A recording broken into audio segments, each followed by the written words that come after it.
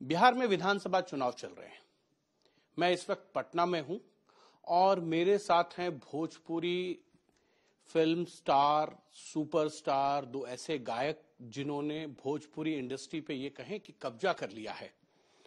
मेरे दाएं तरफ हैं मनोज तिवारी और बाएं तरफ हैं दिनेश लाल निरहुआ।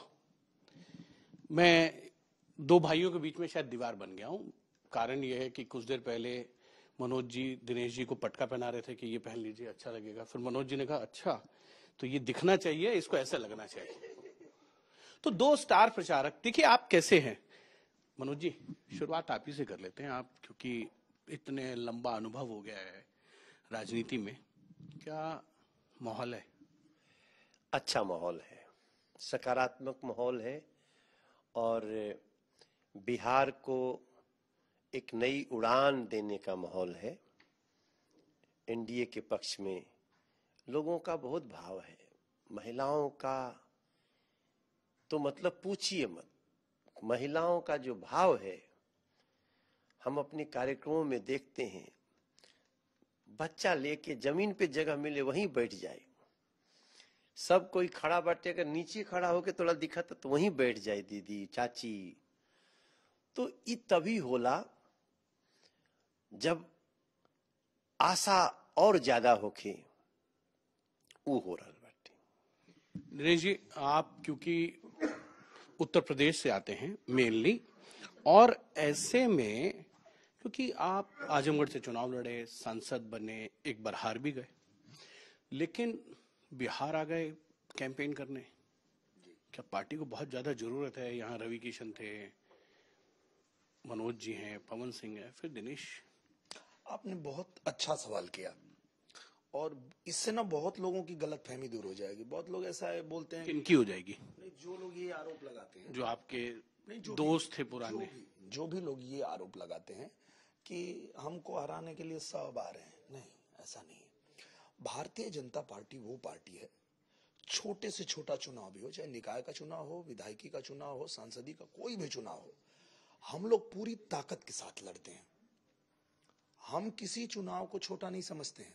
ये भारतीय जनता पार्टी की नीति है, ये हमारा तरीका है कि चुनाव कोई भी हो, हम बाद में ये नहीं कहेंगे कि अरे यार थोड़ा और लगा देना चाहिए था, ऐसा नहीं। कॉर्पोरेशन का हो या लोकसभा का, कोई चुनाव हो, हमारे लिए हर चुनाव बहुत महत्वपूर्ण है, क्योंकि हम जिनके नेतृत्व में काम करते हैं, हमारे जो नरेंद्र मोदी जी हैं, देश के यशस्वी प्रधानमंत्री, उन्होंने एक बीड़ा उठाया है इस देश को विकसित राष्ट्र बनाने का। और वो विकसित राष्ट्र बनाने के लिए हमको एकदम जो गांव की इकाई है वहां से लेकर के और जो ऊपर की इकाई है वहां तक काम करना पड़ेगा, तो ही हम विकसित राष्ट्र बना पाएंगे। ये सपना हमारा पूरा हो पाएगा। और इसमें एक बात है, अभी जो आपने प्रश्न किया ना, मैं बीच में जम कर रहा हूँ, आपका तो अधिकार है। क्योंकि लोकतंत्र की खूबसूरती को हम समझते हैं, भारतीय जनता पार्टी एनडीए समझती है। हम लाठी डंडे से नहीं, हम गन पॉइंट से नहीं, कट्टा संस्कृति में नहीं, हम जंगल राज संस्कृति में नहीं, हम लोकतंत्र की संस्कृति में सबको जोड़ना चाहते हैं। हम इसलिए सबको कहते हैं, पहले हम कहते हैं वोट देना जरूरी है, ज्यादा से ज्यादा लोग आइए, तब हम कहते हैं कि हमारा आकलन करिए। हम इसलिए नहीं हमको वोट दे दीजिए, क्यों वोट दीजिए ये बताते हैं। हमारा आकलन करिए, दूसरों का भी आकलन करिए। तो मैं समझता हूं कि निरहुआ हो, मनोज तिवारी हो, रवि किशन, पवन सिंह हो, खेसारीलाल यादव हो, आपके तो पुराने दोस्त हैं। 2020 में आपके कहने पे उन्होंने कैंपेन भी किया, दिल्ली हो कहीं हो। नहीं, वो अब हम लोगों के साथ नहीं है, वो राम विरोधी हो गए हैं। मैं तो हृदय परिवर्तन कैसे हुआ? अब ये तो मैं क्या बताऊं, वो तो कल तक राम राम ही कर रहे थे वो। अब हमको उस पे हम कुछ नहीं कहेंगे, हम तो कह रहे हैं कि महागठबंधन ये कौन सा इसका ऐसा केमिकल है कि वो जैसे ही टच होता है आदमी राम विरोधी हो जाता है, कृष्ण विरोधी हो जाता है, सनातन विरोधी हो जाता है। मुझे एक सीन याद आ रहा है, कन्हैया मित्तल वो कांग्रेस चले गए, फिर वो उनको वापस लाने की जिम्मेदारी जो है वो मनोज तिवारी ने निभाई। अब खेसारीलाल अगर राम विरोधी हो गए तो कुछ तो जिम्मेदारी बड़े भाई की भूमिका आप निभाई। नहीं, हम तो तब तक निभा सकते हैं ना जब तक या दिनेश लाल यादव हो कि भाई गिरल गिरल गिरल। हम तो सच में कहें तो हमारी बात को उनके जो समर्थक होंगे महागठबंधन के, वो अच्छे से नहीं लेंगे। लेकिन मेरा ये पूर्ण विश्वास है कि अगर उधर गिरे माने उस दल में, तो पक्का आप समाज में सच्चरित्र की बात नहीं कर सकते। वो पार्टी नहीं करने देगी आपको। ऐसा थोड़ी है कि खेसारी हम लोगों के लिए प्रचार नहीं किया है, सबके लिए किया। लेकिन जैसे ही महागठबंधन में गया, राम मंदिर हटा दीजिए, अस्पताल बना दीजिए, इसकी बात है। तो अब तो देखिए, वैसे भी हम लोग बड़े संस्कार और उसके साथ चल रहे। बात यह है जो आपने दिनेश लाल यादव से बात किया कि हम एक एक व्यक्ति को सुने हैं ना कि समय बहुत कम है, वक्त बहुत कम है, जोर लगा दो। कुछ को मोदी जी, नीतीश जी, चिराग, उपेंद्र कुशवाहा, मांझी जी जगा रहे हैं, कुछ को दिनेश लाल यादव, मनोज तिवारी तुम जगा दो। लेकिन दिनेश जी, आपने कहा कुछ लोगों को लगता है कि जितने भोजपुरी स्टार आ रहे हैं, जितने कलाकार आ रहे हैं, वो एक ही आदमी को हराने आ रहे हैं। नहीं, मैं ये उन्होंने ऐसा क्यों सोच लिया, प्रिज्यूम कर लिया? हाँ, वो उतनी ही सोच है, सोच ही वहीं तक है, उससे ऊपर सोचने की ताकत ही नहीं है। भैया जो बात कहा उसको मैं भी समर्थन करते हुए एक बात कहता हूँ। वो कहते हैं कि फिल्मों में वो जो कर रहे हैं वो उन्होंने मनोज तिवारी से सीखा, उन्होंने रवि किशन से सीखा, निरहुआ से सीखा, इसलिए ऐसा कर रहे हैं। ये राम मंदिर का विरोध किससे सीखा? अपराधी को जेल में मत डालो, ये किससे सीखा? ये तो हम लोगों ने नहीं सिखाया। दुख होता है। क्यों नहीं दुख होगा कि आप जब बात करते हैं रोजगार की। नहीं, मेरा सवाल ये है, जब खेसारी लाल यादव, जिन्होंने आपसे सीख लिया, मनोज जी से सीख लिया, रवि किशन से सीख लिया, इतना पवन सिंह से सीख गए, ऐसा वो कहते हैं। अगर उसके बाद उनके इस तरीके के बयान आते हैं जो आपके, मनोज जी के, रवि किशन जी के, पवन सिंह के दिल को ठेस पहुंचा देते हैं, दुख होता है। मैं वही कह रहा हूं कि जब आप ये कहते हो कि आप जो कर रहे हैं, अगर उनका क्या है कि मीठा मीठा गप गप और तीखा तीखा थू थू, कि जो अच्छा मिल रहा है वो तो ठीक है, और जहां पे बात आती है आपको जवाबदेही की, तो फिर आप वहां पे सरेंडर कर जाते हो। क्यों? आप जब बात करते हैं रोजगार की कि हमको रोजगार चाहिए, तो हम भी बात करते हैं रोजगार की, और रोजगार देने के लिए सबसे पहले आपके प्रदेश में, हमारे प्रदेश में कानून व्यवस्था होनी चाहिए। गुंडों में कानून का भय होना चाहिए, डर होना चाहिए। तब कोई यहां फैक्ट्री लगाएगा, तब कोई यहां व्यापारी आएगा, तब कोई यहां सड़क बनाने आएगा। जब आप ये कह रहे हो कि अपराध किया है और उसको जेल में डाल दोगे तो उसका भी परिवार है, तो अगर अपराधी को जेल में डालेंगे नहीं, अपराधी अपराध करने से डरेगा नहीं, तो रोजगार लगेगा कैसे? तो ये कहां से सीख रहे हो आप? भैया ने जो सवाल किया कि क्या हो जाता है कि जैसे ही महागठबंधन के पास ये लोग जाते हैं, तो जाते इस तरह की भाषा बोलने लगते हैं, गुंडों को बचाने की भाषा, अपराधियों को बचाने की भाषा।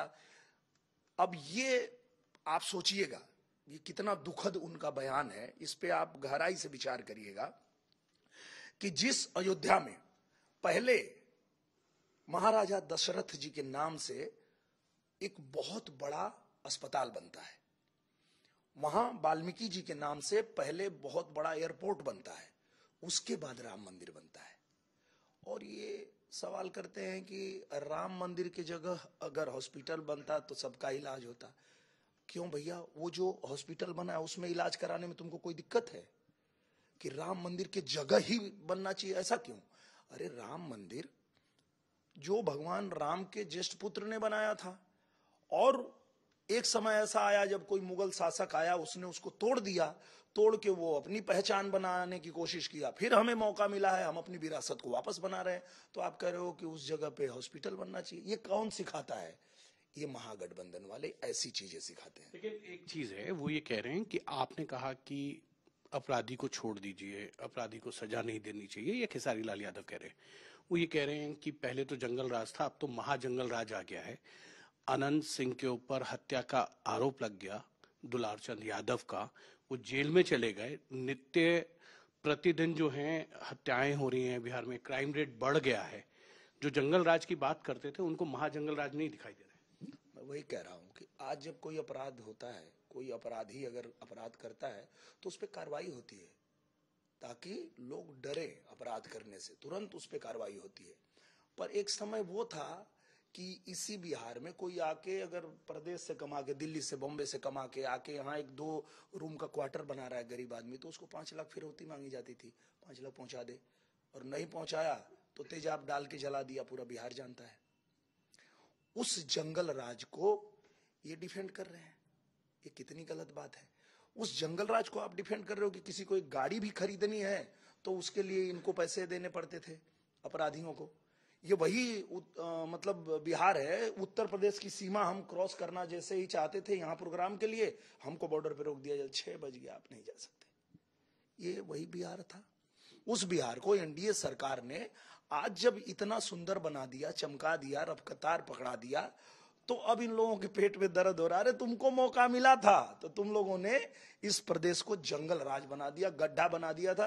एक कहावत बहुत, पता ना भैया बुरा मत मानिएगा, उस टाइम पे हम लोग यूपी से एक ही कहावत सुनते थे कि जब खम्हा पे लौकी ना बिजली के तार त जनिहा बिहार आ गया। ये समय था बिहार का। और आज बिहार में देखिए बाहर है, बिजली की 24 घंटा सुविधा है, ये एनडीए सरकार की देन है। तो ये तो हम लोग कहेंगे ना भैया कि जब जनता हमको मांग रही है तो ऐसे ही थोड़े मांग रही है, काम किया है तब ना मांग रही है। मनोज जी, एक सवाल ये है कि वो जंगल राज और महाजंगल राज की बात कर रहे हैं, मुझे पता चला आपकी गाड़ी पे भी पथराव हो गया, निरहुआ जी की भी गाड़ी पे कुछ शायद पथराव हुआ। हाँ, मेरी गाड़ी पे तो अटैक हुआ पूरा, मतलब मेरे रोड शो में। इतनी अच्छी कानून व्यवस्था है क्या? नहीं, कानून व्यवस्था तो चुनाव है ना भैया। कानून व्यवस्था की बात करेंगे तो हम लोगों के पूरे शासन की बात करेंगे, 2005 से लेके 2025 तक। इस 20 साल में भय मुक्त बिहार बना है। रात रात भर लोग चलते हैं। ये जो हाईवे बन रहे, बड़े बड़े पुल बने हैं, जो गया पटना की दूरी घटी है, दीघा पुल बना है, बख्तियारपुर बना है, सिमरिया पुल बना है, कोसी पुल बना है, कोइलवर पुल बना है। ये जो तो मुझे लगता है आपने कभी पुल बिहार में देखे भी नहीं थे जब आप यहाँ रहते थे, जितने आपने गिना दी। जैसे अभी दिनेश जी ने कहा कि तार, बिजली के तार, वैसे ही होता था देश में। कहीं अगर गाड़ी ठक ठक ठक की तो करे बिहार आगे का हो, अरे भाई। और आज मैं बड़ी विनम्रता से कहता हूं, जो बिहार की सड़कों की क्वालिटी है वो पूरे देश के किसी राज्य से 20 होगी, 19 नहीं है। और इतना ही नहीं, सड़क के किनारे किनारे ग्रीन ग्रीन वृक्ष। आप एक क्यूआई डाल के देखिए क्या होता है बिहार में। आप इन सारी चीजों में जो सबसे सुंदर बात हुई है, 3 बिंदु के साथ बिहार आगे बढ़ा है। एक, विकास की धारा, इंफ्रास्ट्रक्चर। दूसरा, विरासत। और तीसरा, बिहार का प्राइड। हिमांशु भाई, मैं आज तक के लोगों से, जितने बिहार के लोग होंगे, वो जब पहले ना अगर बाहर जाके कह दिए, किसी ने पूछ दिया कहां से, तो सोचते थे कि थोड़ा सा हम बस यूपी के बॉर्डर पे ही रहते हैं, ऐसे बोलते थे। इसीलिए मनोज तिवारी जो है बनारस में घर बना लिया। ये वास्तविकता है। हम क्यों हाई स्कूल के बाद चले गए इंटरमीडिएट करने बनारस से? क्यों? क्योंकि हम बोलते भी थे भाई कहाँ के हो, बस यूपी बॉर्डर है ना, अब कंफ्यूज रहो कि बॉर्डर इधर के बॉर्डर उधर है। अब क्या होता है समय के साथ, देखिए नीतीश जी को, जदयू को और भाजपा को बिहार के लोग ऐसे नहीं प्यार कर रहे हैं। क्या 360 डिग्री घुमा है भाई साहब। कल हमें कहा नहीं जाता था, आज हम लोग दुनिया भर में गाना गाते हैं। वो गाना सुना दीजिए ना, जो बिहार के लोग थोड़े, हम बिहारी हैं, संस्कारी हैं। That is the example of Bihari pride, कि माटी को सोना करने वाली कलाकारी हैं जी, हाँ हम बिहारी हैं जी। थोड़े संस्कारी हैं जी, अरे हम बिहारी हैं जी, थोड़े संस्कारी हैं जी। अरे कुंवर सिंह जेपी जैसे बागी क्रांतिकारी हैं जी, हाँ हम बिहारी हैं। अकेले चाणक्य जैसे 100 पे भारी है जी, हाँ हम बिहारी।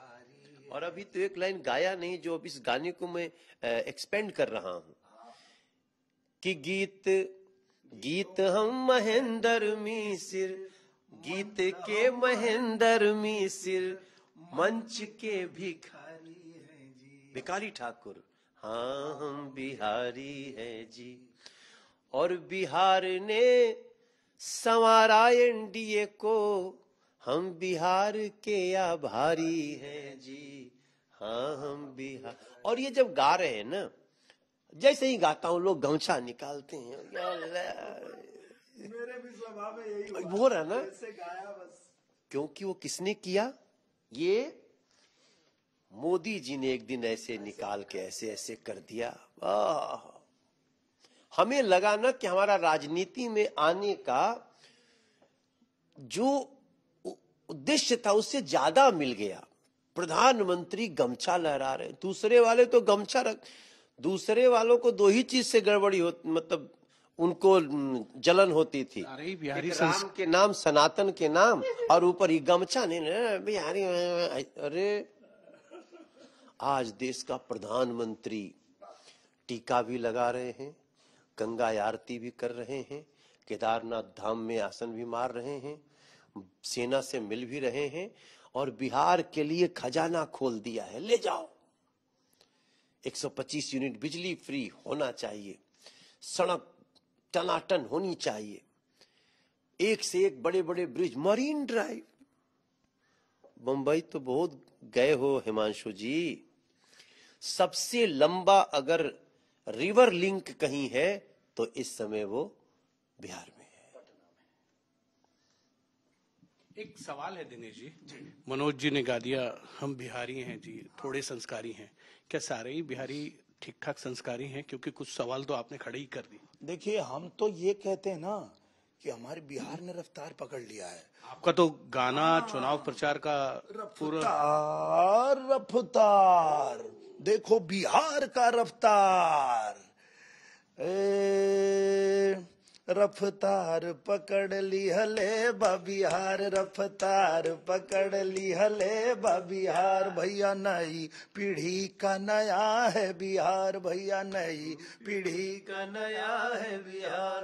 फिर से जनता मांग रही है एनडीए सरकार, रफ्तार पकड़ ली हले बिहार, रफ्तार पकड़। गीत है ना, इसमें ये रफ्तार जैसे हम कहते हैं, हमारे नेता शब्द कितने अच्छे चुनते हैं। हमारी कल अमित शाह जी ने बोला, कहीं थे इधर वो बिहार के किसी हिस्से में, सीमांचल, हाँ, बोले कि अब यहीं का बना हुआ गोला हमारी सेना ऑपरेशन सिंदूर में भी उपयोग कर सकती है। डिफेंस कॉरिडोर बनने जा रहा है बिहार। आप देखिए, अभी विष्णुपाद मंदिर वो कॉरिडोर बनेगा। हमारा महाबोधि का मंदिर, बौद्ध धर्म का वो भूमि, अब वो कॉरिडोर बनेगा। विकास भी, विरासत भी, बिहार का प्राइड भी। देखो भैया, अभी पीछे आप सवाल एक कर रहे थे ना, उस समय मेरा मन कर रहा था, ये इक्का दुक्का लोगों की हम बात नहीं कर रहे हैं अब, जो जाते ही बिगड़ गए। कौन कौन? जो भी गए, कौन कौन भी दिनेश बता। जो गए थे वो कुछ वापस भी आ गए? नहीं नहीं नहीं, अभी बताऊं आपको जी। जो गए थे कुछ दोस्त आपके, वो वापस आ गए।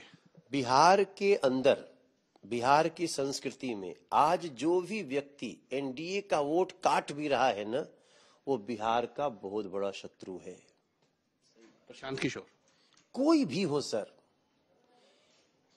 अगर आप करते हो बिहार से प्यार तो आप एनडीए से कभी नहीं कर सकते इनकार। क्या लाइन है सर, मैं बता रहा हूं ना कि हम वो देखे हैं।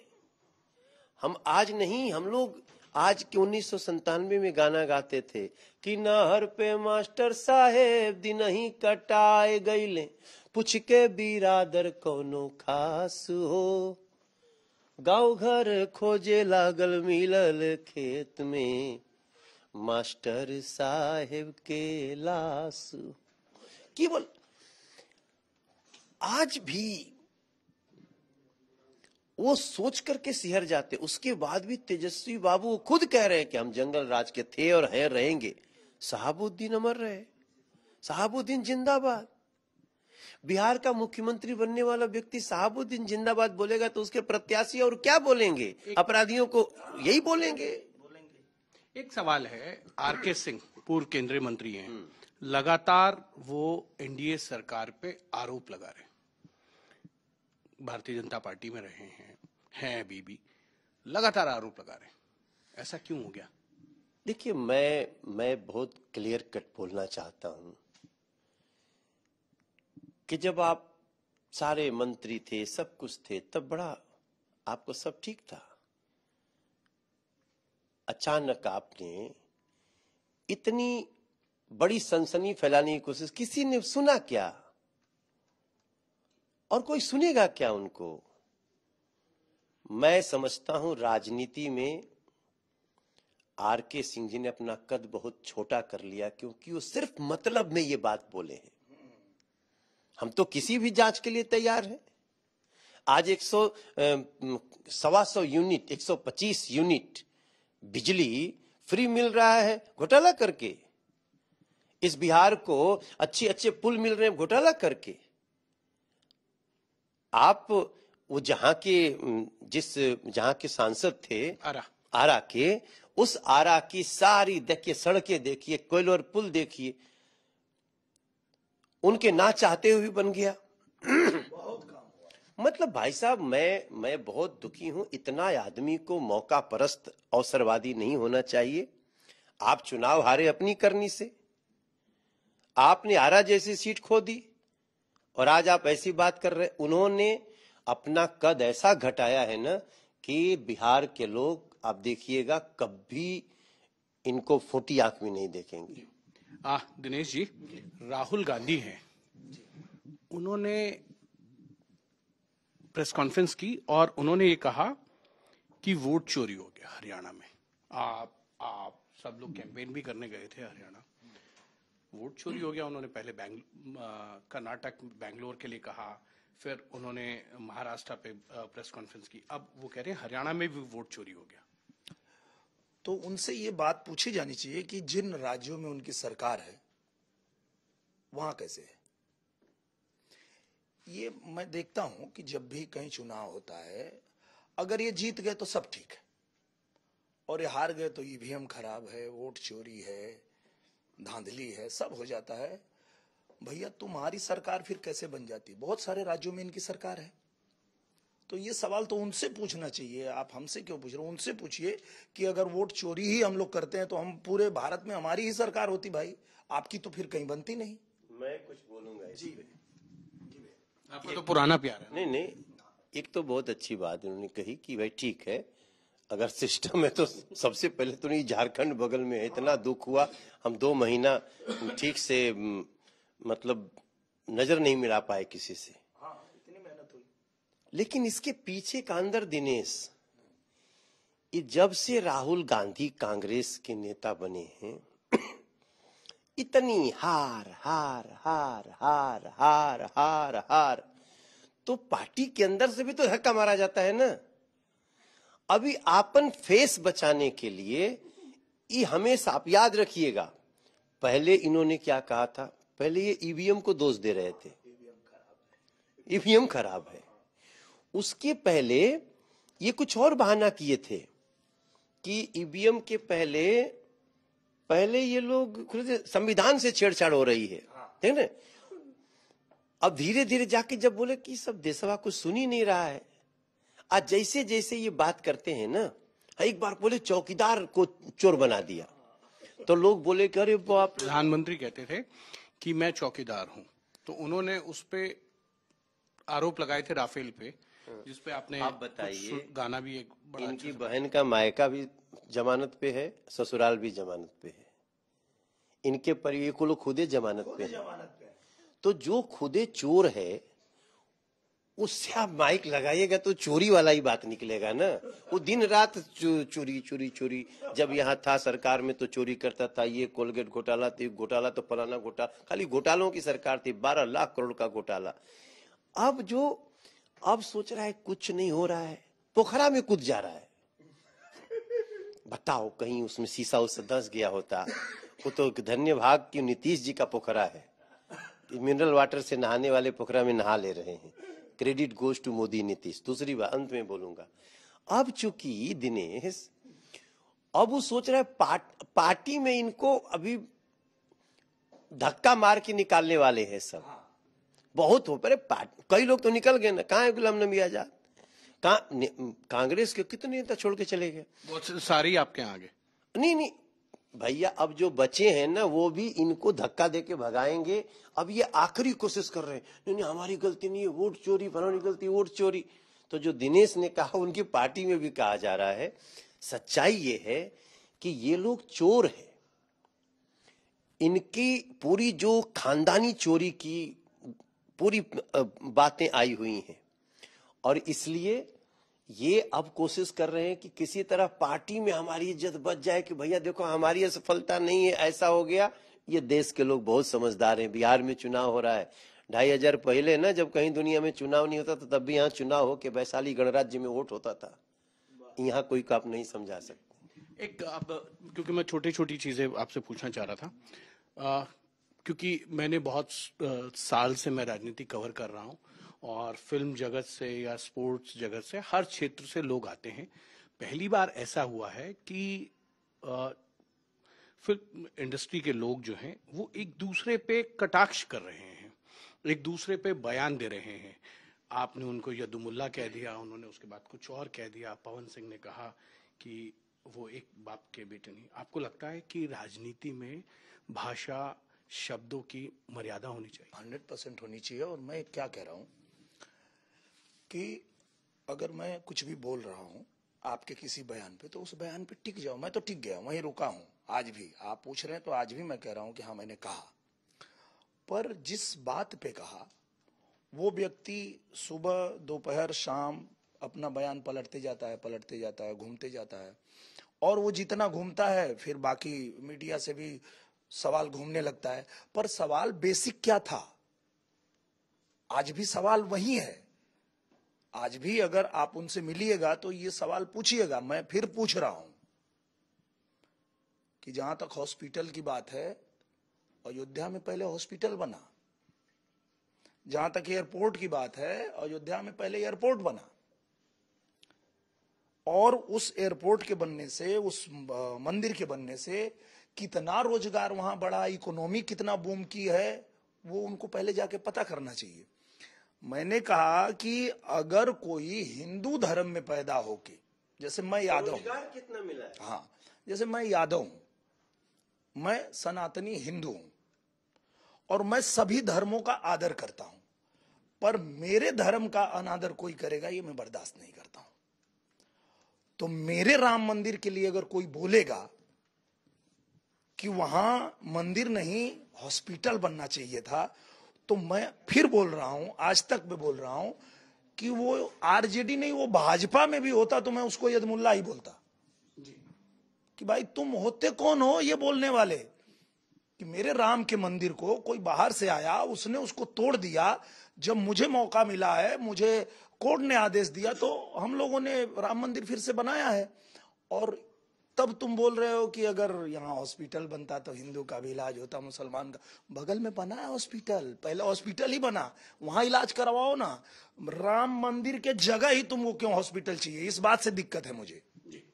मनोज जी, क्योंकि पवन सिंह पहले बीजेपी में आए, उनको पश्चिम बंगाल की जो सीट है वहां से टिकट दिया गया शत्रुघ्न सिन्हा के खिलाफ। फिर उनसे कहा गया अपना वापस टिकट वापस हो गया। फिर उनको उम्मीद थी आरा या रोहतास से टिकट मिलेगा, लेकिन नहीं मिला। फिर वो निर्दलीय खड़े हो गए, उस वजह से उपेंद्र कुशवाहा हार गए, उनको पार्टी ने सस्पेंड भी कर दिया। अब वो पार्टी में वापस आए, क्या लगता है आपको? एक तो उनको उपेंद्र कुशवाहा जी ही लाए हैं। पहली मुलाकात उनकी उपेंद्र कुशवाहा जी से हुई, तो ये सब आपकी बात सब ठीक है। उसमें एक बात ठीक नहीं है जो आपने बोला कि उनसे टिकट वापस नहीं कराया गया। उन्होंने खुद आसनसोल लड़ने से मना कर दिया। ठीक है जी हाँ। जी, ही डिनाइड। और उम्मीद तो थी आरा रोहतास। ठीक है, तो देखिए कभी कई बार टिकट का वो नहीं हो पाता है। हमारे आरा में आरके सिंह जी थे उस समय। अब ये थोड़ी पता था उस दिन के आगे चल के ऐसे हाँ। जो काम पवन सिंह ने पहले किया वो आरके सिंह बाद में कर। नहीं, देखो पवन सिंह का जो निर्णय था वो भाई अपने भविष्य के लिए सब कोई करता है, लेकिन उसने ऐसी कोई बात नहीं की। वो तब भी मोदी जी का अपने आप को वो सिपाही ही मानता था, लेकिन उनका डिसीजन गलत था। तो अब वो फिर से उसको करेक्ट कर रहा है। उसको ये समझ में आ गया कि नहीं, मैं भाजपा का था, भाजपा का हूं, भाजपा का रहूंगा। और उपेंद्र कुशवाहा जी का बड़ा दिल है। वो हमारे संगठन के गठबंधन के इतने प्रमुख एलाइज हैं, और उन्होंने उसके चाय पी करके कहा आओ तुम चलो।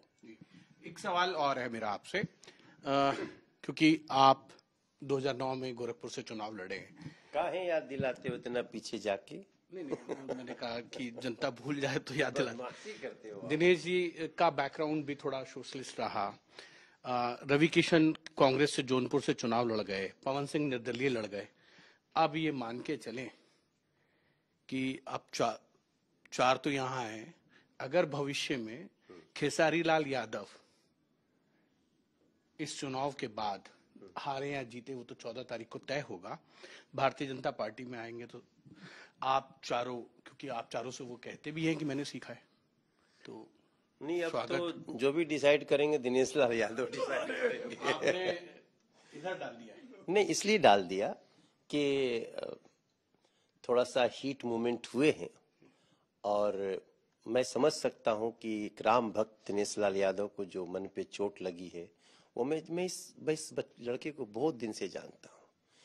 इनके हृदय में ना, बस समझ लीजिए कि हम सीना नहीं चीर सकते, मगर इनके अंदर सनातन और बड़ी तार्किक बात कर रहे हैं। इनको दुख क्या लगा कि भाई राम मंदिर टूटा तो राम मंदिर बना। नहीं, ऐसे तो बहुत से लोगों ने राम मंदिर को लेके बयान दिए हैं। नहीं, वो सब भारतीय जनता पार्टी करीबी है ना, करीबी था, करीबी है आज भी। अगर इनके सामने आ जाएगा तो कल जैसे हमको मिल गया, तो साथ ही आके पांव छू लिया, तो कुछ इनसे भी मिलेगा तो वही होगा। ये लोग अगर ये सामने मिलेगा तो दिनेश लाल उसको थोड़े तो हटो, तुम हाथ नहीं मिलाऊंगा। ये बहुत बड़ा आदमी है। बात है कि इनके मन को चोट लगी है, ही विल डिसाइड। आप क्योंकि कल तो मनोज जी से उन्होंने मिले, पांव भी छू लिए, आशीर्वाद भी ले लिया। मान लीजिए दिनेश लाल निरहुआ इस चुनाव के बाद 14 तारीख के, हारे जीते कुछ भी हो, अगर वो पार्टी में आते हैं तो आप उनका ले जाकर कहेंगे कि इनको पार्टी में दोबारा लेना चाहिए या नहीं? देखिए, सबसे बड़ी बात तो ये है कि हम ये डिसाइड नहीं करते। आप साथ जाएंगे उनके कि हाँ ये भूल गए थे, रास्ता भटक गए थे? देखिए, जैसा कि भैया ने कहा कि वो हमारे दुश्मन नहीं है, वो हमारे भाई ही हैं। माफी मांगेंगे, सॉरी बोले, हाथ माफ कर रहे हो? कुछ माफी नहीं मांगना है, कुछ नहीं कहना है। उनको सिर्फ इतना ही करेक्ट करना था। हमने बोला भी इसलिए कि मेरा ही भाई है, इस बात को समझ जाए कि वो गलत बोल रहा है। मैंने इतना ही कहा था कि सारा विरोध करो, तुम चुनाव लड़ रहे हो, मनोज भैया का विरोध करो, निरहुआ का विरोध करो, पवन सिंह का विरोध करो, भाजपा का विरोध करो, मोदी जी का विरोध करो, नीतीश जी का विरोध करो, राम मंदिर का विरोध मत करो। अपना ही समझ के बोला, ऐसा नहीं है। वो अभी भी मिलेगा तो गले ही लगेगा, मैं भी उसको गले ही लगाऊंगा, ऐसा थोड़े है। वो भी तो भाई है अपना। राजनीति ठीक है, राजनीति हो रही है, पर मैं ये कह रहा हूं कि कुछ चीजें हैं जिस पे नहीं बोलना चाहिए। उसको मैं बार बार जितनी बार हो रहा है, मैं एक ही बात कह रहा हूं कि तुम सब बोलो, हम लोगों को जितना गरियाना है गरियाओ, पर राम मंदिर पे मत बोलो। क्योंकि राम मंदिर के विषय पे बोलना है तो पहले उसको जानो, उस विषय को पढ़ो।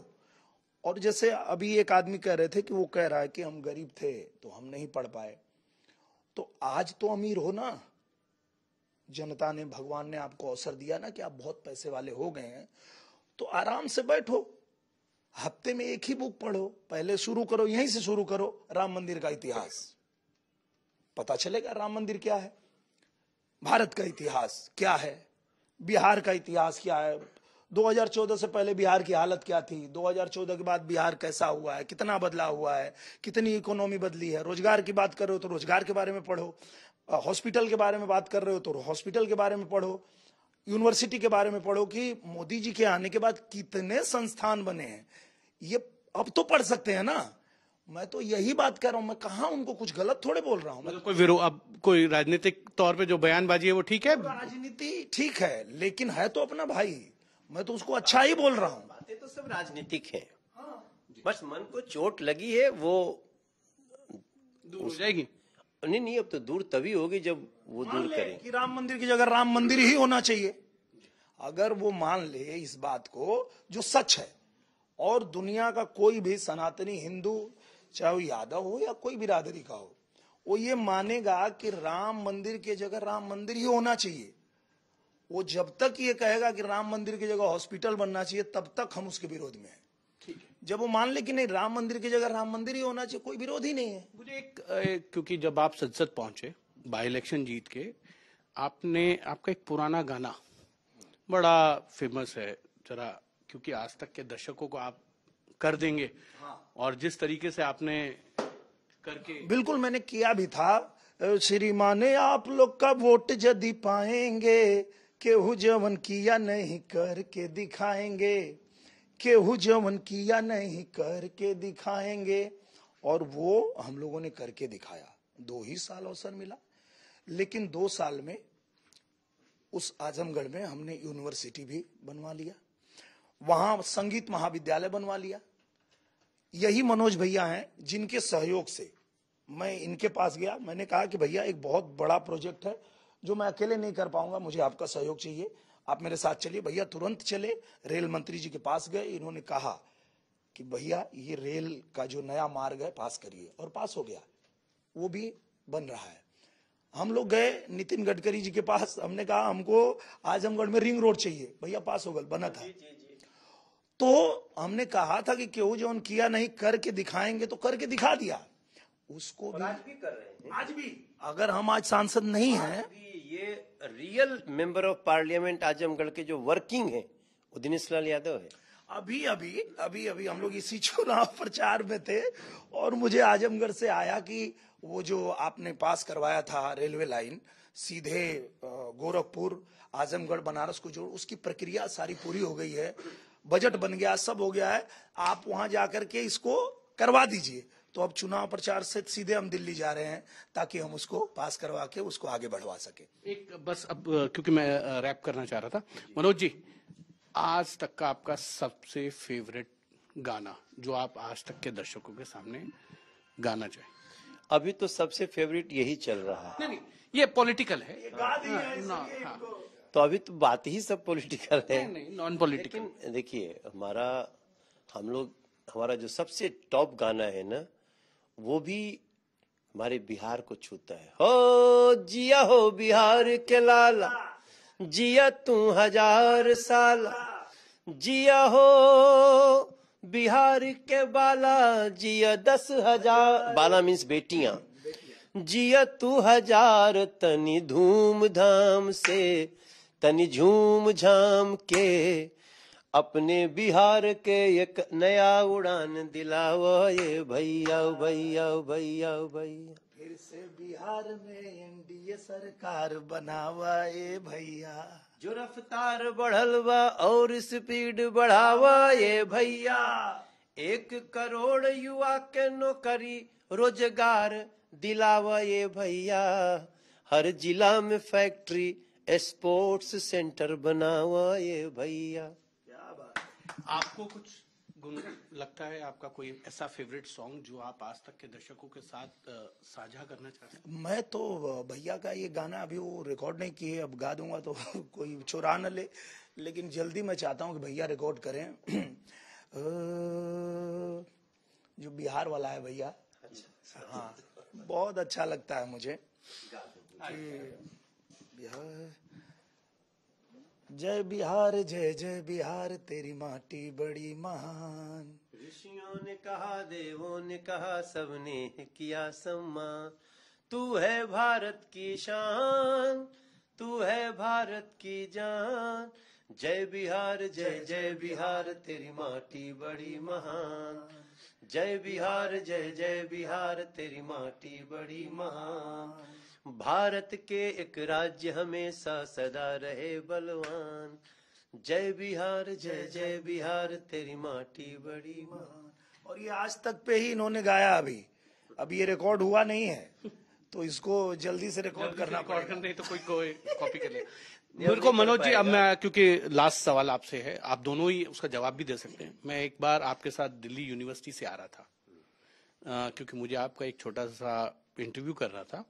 तो बातचीत करते करते करते आपने कहा, मैंने आपसे पूछा कि आप तो इतने बड़े स्टार हैं, तो आपने कहा जब मैं चुनाव लड़ रहा था तो मेरे अकाउंट में 23 करोड़ रुपया था। अच्छा अच्छा अच्छा। और आज जो है हिमांशु भाई 1.5 साल में 11 करोड़ रुपए रह गया। तो ये राजनीति जो है वो देती नहीं है, जो था वो भी ले लिया। तो बिना काम किए जो बढ़ा सकता है वो प्रशांत किशोर ही हो सकता है, कि बिना काम के लिए पैसा बढ़त हो। देखिए, हम सच बताएं, उस दिन आपसे बोले थे, लेकिन आज मुझे लगता है मैं सांसद बनने के बाद 1,11,000 करोड़ का मालिक बन गया। जब किसी सीएम जीविका दीदी के अकाउंट में 10,000 जाता है ना, तो मुझे लगता है मेरे को आ रहा है। जब 60 लाख घर बने बिहार में, मुझे लगा मुझे आया। मेरी माँ हमसे पैसा मांग करके गांव में किसी का घर बनवाती थी, आज माँ कहती है हमारे गांव में कॉलोनी बना था मनोज। जब हमारे यहाँ 125 यूनिट बिजली फ्री हो जाती है, जब ये चमचमाती, हम अभी गए थे कांवर लेके बख्तियारपुर से सर से पार हुए, मुझे लगता है मैं बहुत बहुत कुछ आ चुका है। अगर हम नहीं आते और हमारे साथ साथ हमारे पीछे पीछे हमारा दिनेश नहीं होता, हमारा रवि भाई नहीं आता, पवन नहीं आता, तो आ गए और खेसारी छोड़ के नहीं गए। नहीं कोई बात नहीं, पीछे तो भी साथ में था, अभी गड़बड़ा गया है तो कोई बात नहीं। लेकिन आज हमको लगता है कि हमें बहुत कुछ मिल गया हिमांशु भाई, और मैं आज तक भी बोल रहा हूं, हम लोग जीवन में बहुत पैसा मिला है, लेकिन अभी जो खुशी मिल रही है लोगों की ना, जब हम ऊपर जाते हैं ना, तो कई बार लगता है रेलवे लाइन पे ROB, rail foot over bridge देख के लगता ही लंदन है कि बिहार है, बट ये बिहार है। और अभी भी हमारे प्रधानमंत्री जी कहते हैं कि 14 नवंबर को हम विकसित बिहार की आधारशिला रखेंगे, माने अभी शिलान्यास हुई। मतलब इतना सब कुछ क्या है जो कर दिया, ट्रेलर है। तो उसके बाद अब हमको उस दिन बोले जो गया उससे ज्यादा आपको लगता है 1000 टाइम्स हमको मिल गया है। आपने एक सवाल किया ना भैया से कि खेसारी जी उधर चले गए, वो इस अज्ञानता में चले गए कि वो जब जिस फील्ड में थे और वहां से जब राजनीति में आना था, तो उन्होंने ना वो थोड़ा पढ़ाई नहीं किया। अगर वो जानकारी करते, ये जो भैया बता रहे हैं कि इतना सारा काम किया, अगर वो जानकारी करते, क्योंकि वो कह रहे हैं कि इन्होंने कुछ किया नहीं, हमने कुछ किया नहीं, पर अगर उनको जानकारी होती कि 2 ही साल में 15 करोड़ रुपया तो खाली आजमगढ़ के गरीबों के इलाज के लिए मंगाया मैंने, 15 करोड़ रुपया, तो शायद खेसारी जी ये नहीं कहते कि हम लोगों ने कुछ किया नहीं है और कहीं और नहीं भागते वो। 18,000 करोड़ रुपया हम अपनी लोकसभा में लगा चुके हैं। 18,000 करोड़ हमारे जो हवा में जाती है, एयर में, रोड, उसको क्या बोलते हैं, एलिवेटेड रोड, सड़क के ऊपर सड़क, उसके ऊपर मेट्रो हम अपने यहाँ बनाए हैं, जो गडकरी जी के यहाँ बना, जो गुजरात में बना। आज आप हमारी खुशी, हमारे चेहरे को आज तक के उसमें देखिए, I am so much satisfied. ये हमको बात पूछे, ठीक है, हमको 2015-16 में लगता था कि बड़ा नुकसान हो गए, लेकिन अब हमें लगता है, हालांकि हम उस दौर में हैं जहां अब सांसद रोड के कमीशन के लिए काम नहीं करता, हम अपने क्षेत्र के लोगों को सजाने के लिए काम करते हैं। ये मोदी युग है, बिहार में मोदी जी, नीतीश जी, अब तो चिराग भाई, उपेंद्र कुशवाहा, मांझी जी। अभी जो छप्पर फाड़ जो सफलता मिलेगी, वो सिर्फ इसलिए मिलेगी कि लोगों के दिल में मोदी, नीतीश और एनडीए है। जी, ये थे मनोज तिवारी, दिनेश लाल निरहुआ, जिन्होंने हर चीज पर अपने अपने विचार रखे, चाहे वो खेसारी लाल यादव हो, तेजस्वी यादव हो, जंगल राज हो, राहुल गांधी हो, अपने जो उनके गाए गीत हैं, जो चाहे वो बिहारी है, संस्कारी है, या बिहार रफ्तार पकड़ रहा है, जो इनका अभी चुनाव प्रचार का सबसे बड़ा जो है एक कहें कि गाना है, ये सारी चीजों पे अपने अपने विचार रखें। और मुझे लगता है कि कुछ मनमुटाव रहा हो, लेकिन खिसारी जी ने ये भी कह दिया कि अगर वो अपनी गलती स्वीकार करेंगे तो जरूर उनका स्वागत है, और मिलेंगे तो वो वैसे ही मिलेंगे जैसे पहले मिलते रहे। कैमरामैन रितेश मिश्रा के साथ हिमांशु मिश्रा, पटना, आज तक।